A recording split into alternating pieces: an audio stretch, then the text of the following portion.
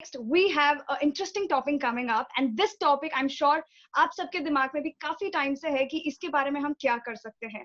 So today we have Mr. Kamal Singh, Executive Director, UN Global Compact Network India, and Dr. Anurag Batra, Chairman, Editor-in-Chief, BW and Exchange for Media Group, right here with us.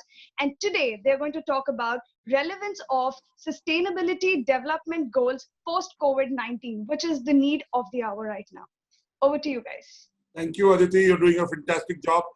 Thank you, Mr. Thank Kamal you. Singh, for joining us at a short notice. While we've known each other for a long time, it's good to have you in my session, in our session.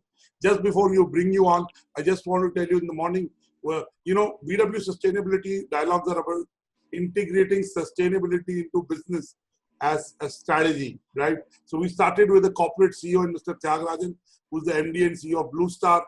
Then we had the tree men of India, People Baba, who's planted more than 25 million trees already.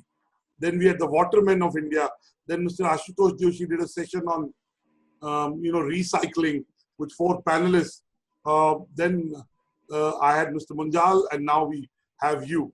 So just want to tell you that after you, we have Mr. Pradeep Burman, who is starting India's first sustainability university, and he's putting in about 200 crores. And then we close the day at 5:30 with Charles Brum, who's the chairman of Volvo in India, talking about sustainability, especially in the automobile sector and how he sees it. So we have a power-packed panelists and leaders and change makers like you who joined us. Just before we bring in Mr. Kamal Singh, I would request the BW team. Business World has a books division, and we've collaborated with LID to publish Mr. Paul Dupuis' book called E5, which gets written on 11th June. So we just want to plug that. We have lots of audience right now. So if we can, BW team, if we can show the poster of the E5 movement, the book by Mr. Paul Dupuis. Mr. Kamal Singh, the COVID in the last 70 odd days has bring environment and sustainability goals into focus.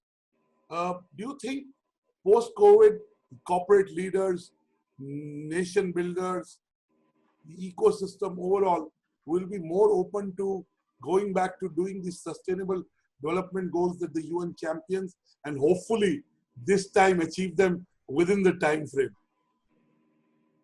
Yes, first of all, Anurag, let me congratulate Business World and especially you for creating this unique platform of sustainability dialogue.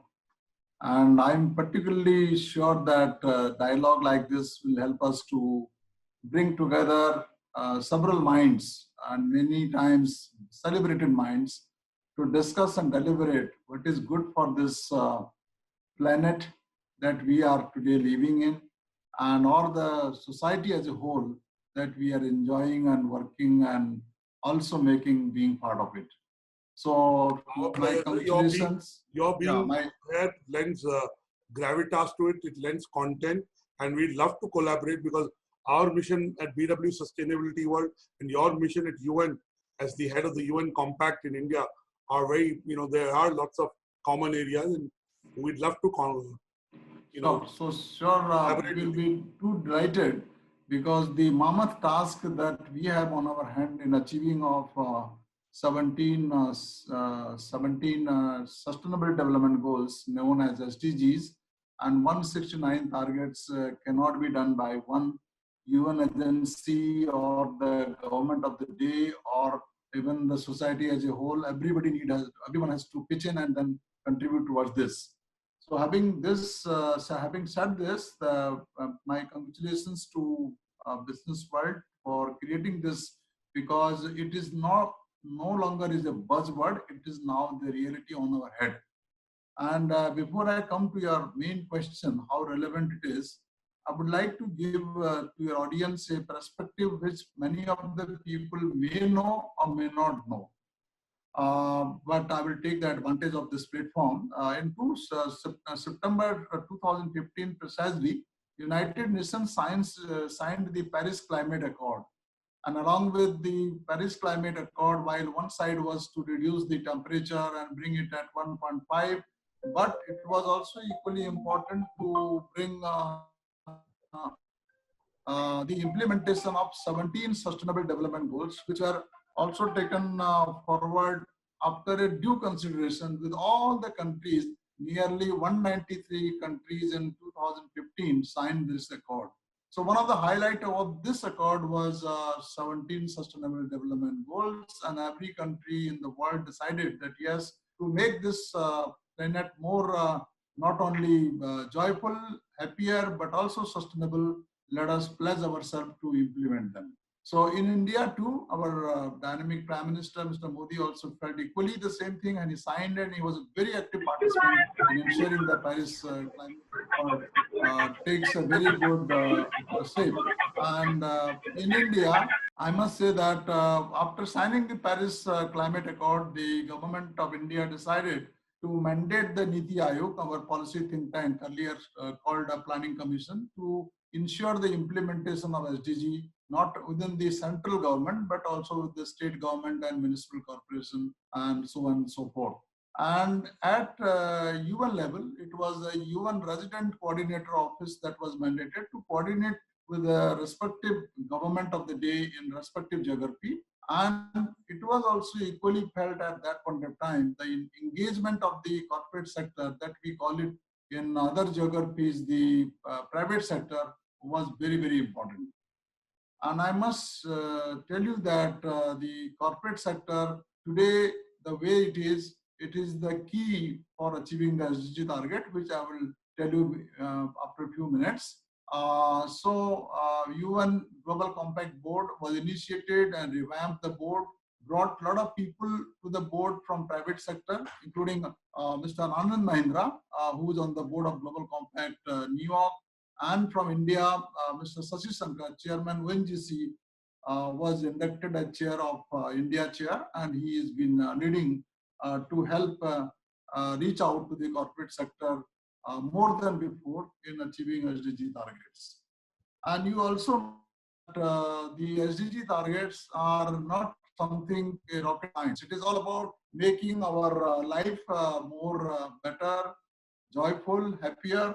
And if you look at the 17 SDG, I would like to name, which are no poverty, zero hunger, good health and well-being, quality education, gender equality, clean water and sanitation, affordable and clean energy, decent work and economic growth, industry, innovation and infrastructure, reduced inequalities, sustainable cities and communities, sustainable consumption and productions, climate action, life below water, life on land, peace, justice and strong institution, what we refer to anti-corruption, and partnership of the goals. So these were the 17 goals, which were very, very key for all the state government. I must be happy to share with you, agreed to implement all SDGs across India. And the first state that came on board was Guwahati, Assam. They really pioneered that what is the developmental framework at the grassroots level. And that state, after signing, now today 6 states have already signed, and there are more states are in offering to sign this accord with every way. And Niti Aayog as a nodal agency is coordinating this work, and you are also fully aware that Niti Aayog today has a index which every state can know how they are faring in health, how they are faring in quality education, how they are faring on industry or climate change, or for zero hunger or poverty for that matter. Everything today in India, it is available by push of the button in Niti Aayog, the website. So that is on the side of the Niti Aayog. But now I come to specifically to UN Global Compact. The UN Global Compact since then has brought to the table 500 corporations and organizations together to implement these SDGs as partnership for the goals. If you look at the 17 goal, even at the level of UN, when it must have been announced or delivered, or the UN itself felt that these goals are very mammoth and they're very huge targets, so it cannot be achieved without partnership for the goals. So it was felt that we have to do partnership not only with the corporate sector, not only with the civil society organization, not only with the academia, not only with the media like yours, not only with the state government, municipal corporations, but everywhere, whatever the person that is able to part of any development that we are initiating is has to get into act of the implementing SDGs. And in one of our program, when last year Suresh Prabhu came, that time he was the minister, he said SDGs are not the target of the only the central government. It is the target of every individual being, human being right now. And it's all about in nutshell to say no one leave behind. Every person who is born in this world should have equal opportunities, equal facilities, equal shelter, equal sort of development, all that or minimum level of health that is supposed to have for every human being, it should be extended. So with that need, our Prime Minister also felt that there could have not been a better developmental agenda. In fact, very quickly, he has aligned all his developmental plan with every SDG or the other. Today, if you look at the gender equality, it is Beti Bachao, Beti Padhao. If you look at the quality education, it is Sarv Shiksha Abhiyan. Even the new education policy that has now awaiting the parliament clearance, which has already been submitted to the cabinet, it is all about integrating SDG as part of the curriculum. All SDGs in every, whether it is school curriculum, whether it is higher education or middle education, technical education, vocational education, the SDGs are now fully being integrated subject to parliament approval. And we will see that SDG will be taught in every school, every institution that we going forward. It is also a very good news. I must tell you that SDG came in India in 2015. But fortunately, we had a similar to that SDG, we had India had a CSR Act, in 2012 when finally it was launched in 13. But in that CSR Act, there was no mention of SDG because SDG came eventually only on 2015. So how come they can be incorporated even in 2012? So this was the dichotomy.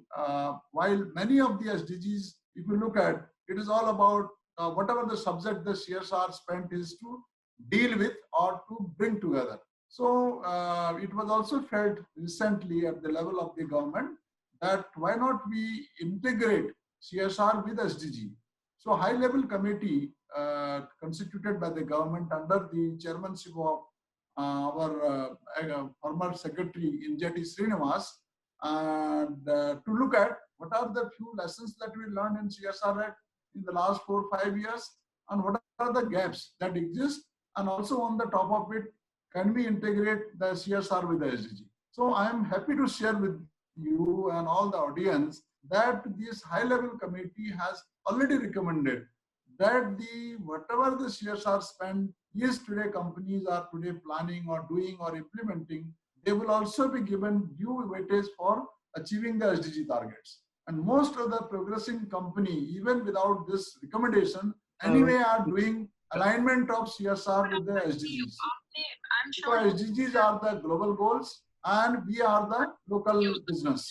So how do we global goals that we align with the local business? And without business engagement, we cannot just achieve SDG for the sake of it. So this is another good news. I must also share with you, now we are working in hand to hand with the Niti Aayog or with especially with the Ministry of Corporate Affairs.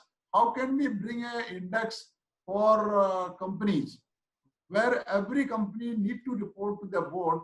How do they fare in CSR compliance that is anyway by law, but how to also fare in achieving SDG and aligning the CSR with the SDG. So there will be reporting going forward. This is right now in discussion stage, and we are also talking with the stock exchanges and all the other regulatory bodies like SEBI and all. So they will also somehow later on start giving weightage.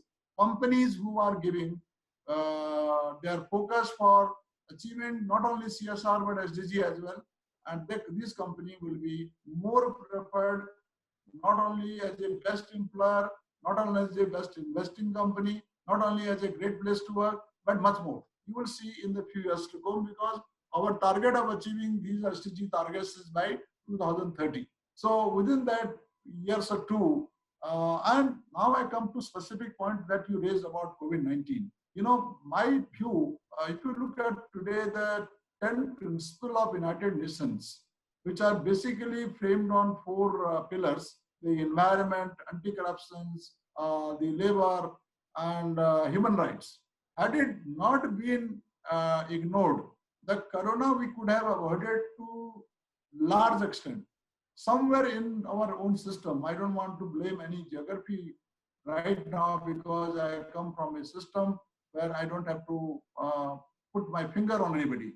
Had we not been transparent, had we not been so much open about the whole disease that we are talking about today, we could have minimized or mitigate the risk that today exists all over the world. But somewhere in our understanding of being more, I would say, greedy, or in terms of expansion of the business, or more profit, more advantages, or drawing resources from the planet, spreading our arm, all these things got colluded. As a result, now every country, more or less, the quantum is the matter of just a difference or a debate, but every country in the world today is facing corona challenge. And we being a largest, one of the largest after China, populated country, it has more significance because we do not have that much of health backup system as we should have had. So therefore, the challenge for all of us is like to recognize for a country like us, which is so progressing fast, which is having so much of population, which is nearly 1/5 of the population of the world is in India. So how do we ensure that this coronavirus doesn't spread fast? And so down and sundry, every village or cities or every the organization, I would like to say. Now it is spreading to organization. So what is that we could have done better? I would say at this moment of time, we could have shared the information the moment it has been noticed transparently, and the WHO should have warned the respective countries of the day that this problem is arising, can we reduce the mitigate? Somewhere we have faltered here, and as a result, you see the now repercussions everywhere, so many casualties, so many problems, so many deaths, and so many social disorder that is going to happen.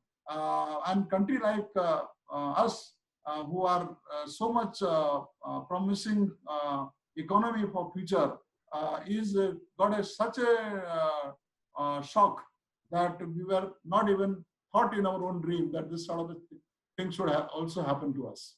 So to me personally, responding to your question, that corona could have been avoided, we could have mitigated the risk, we could have done something to arrest the spread, but since it was, there has been some deficiency, I don't want to point anywhere, any finger, but as a result, you see the results. Now, after COVID-19, since I come from UN Global Compact, I definitely see the role of private sector, corporate sector in our, why I'm saying corporate sector in India, because we have a very important pillar of our economy is public sector. In many countries, the public sector concept is not there. Only few countries have government-led business or the private-owned business. So in our country, it is a mixed economy. We have equally the public sector, private sector, and also we have the medium and small enterprises, now startup. So it's a mixed economy. We have to recognize the fact that we have to work hard to reach out and help each other in making our economy more robust and stronger and bigger and better. So here the opportunity for us as India now, that can we communicate the problem of this corona very extensively.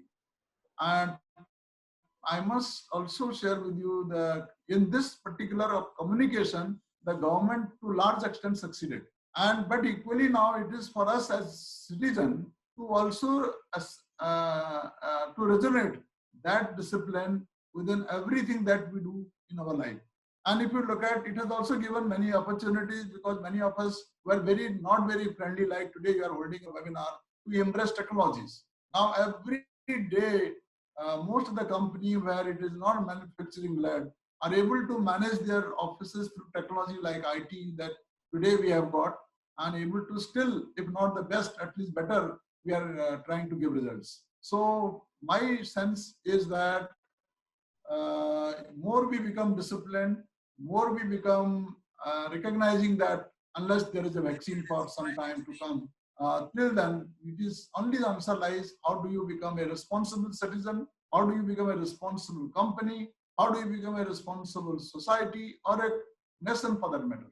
So if you can become that, I'm sure the corona, a lot of people have already started, it's a new normal and will become new normal. With vaccine, the normal even everything will be foolproof. And in fact, there is one data suggesting there are, because of not having so many deaths, because our system is so good from the point of view of that whatever people are even affecting, they are getting cured. They are getting discharged with better outcomes. So that is a good sign, and we will see how together as United Nations system, together with government of the day, together with the corporate sector, together with the academia, in or even NGO, civil society organization, or even medium small enterprises, together can make a very good campaign or a partnership by which we can certainly mitigate the risk. So these are my few opening just a view, and if there are any view coming from you, I will be more than happy to answer. Thank you so much, Mr. Singh. You've given us a very comprehensive and a very real view of where the SDGs are headed, the 17 SDGs. And if I say 169 outcomes, 169 outcomes, right?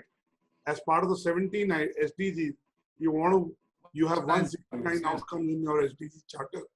Now there are some questions coming. So Suraj Berwal is asking, what initiative does the UN Global Compact has taken to help MSMEs to get sustainable in their operation? What support can they get to align with SDGs from UN GCNI? I would like to say that GCNI will be more than happy to share the know-how of some of the economies. Like some countries better than India have succeeded in, I would like to give an example of Korea, Vietnam, or even Singapore. They could ensure, or even New Zealand, that not only it doesn't get spread because of it is all about being disciplined, and it is all about being focused. What we have as a nation responsibility. So we can bring some of the new insight from these economies, from where our Indian MSMEs, who are so badly affected, can benefit from how they have been able to now open up and start their business in normal way. So maybe that will be our best service right now. And the second, we would also like to share with them maybe the government of those countries, how they have been able to engage MSME meaningfully in their growth, in their prosperity, or also engaging the large workforce that is now in India, the migration challenge that all of us are aware of, that we could arrest. But India actually has a different problem altogether as compared to any other problem, more than me. But surely some of the lessons learned that from the countries that they have done well can be learned from them, either is something that Global Compact can bring to the table of our Indian MSMEs. And I must share with them the total membership today globally of Global Compact companies is over 10,450. And India alone, the 15% of the membership is from medium and small enterprises. So we will be there to hold that hand from the knowledge sharing point of view.